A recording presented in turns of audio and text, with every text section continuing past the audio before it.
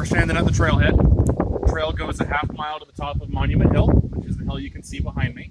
That's the primary overlook into the valley where the massacre actually took place. So the Cheyenne and Arapaho village would have been about a mile to our northwest, on the other side of the tree line. Now, the valley is not open to the public. That is sacred land to the Cheyenne and Arapaho tribes. But from the hill, you can see more than 10 miles. And that covers almost the entire breadth of the massacre site. If you don't want to walk to the hill, you can drive. As a matter of fact, you can see the RV taking the driving route right now. You just come back down the driveway. Halfway down, you'll see a sign marked Monument Hill Road. Turn right, follow that right on up, and that'll take you up on top of the hill, about 50 yards from the overlook. Speaking of the hill again, at 12 o'clock, there is going to be a ranger on top of the hill to provide a 30 to 40 minute program on the history of the massacre. So if you're interested in that, just be on top of the hill at 12, and she'll take it from there. There's also another trail that starts on the hill and goes a mile and a half down the edge of the bluffs, roughly parallel to the course of the massacre itself. So if you do know the whole trail, it's about a 4-mile round trip. Down here we've got the ranger station and bookstore. It's the building I came out of. Bathrooms in the smaller building in the middle, and there's a second set of bathrooms on top of the hill. One quick word of warning: you'll get rattlesnakes out here. And it's a little cool, but it's warming up and it's kind of turning into ideal snake weather, so they might be out and about. We've never had anyone get bitten. I'd rather that not change today, so don't pet the snakes.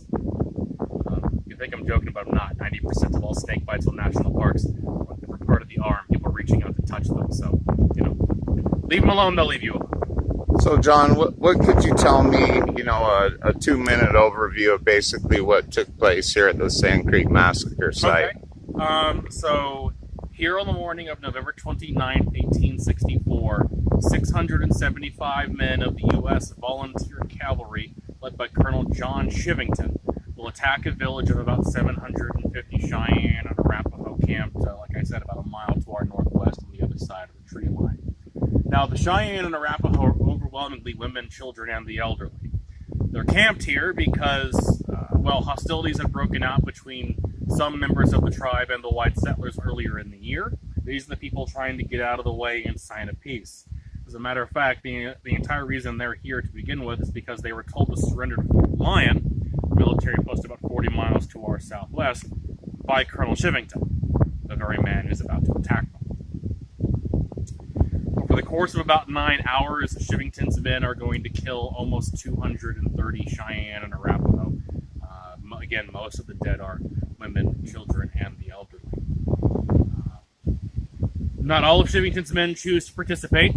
As many as 125 never fire a shot, including some men commanded by Lieutenant Joe Kramer and Captain Silas Soule, who actually ordered their men to stand down.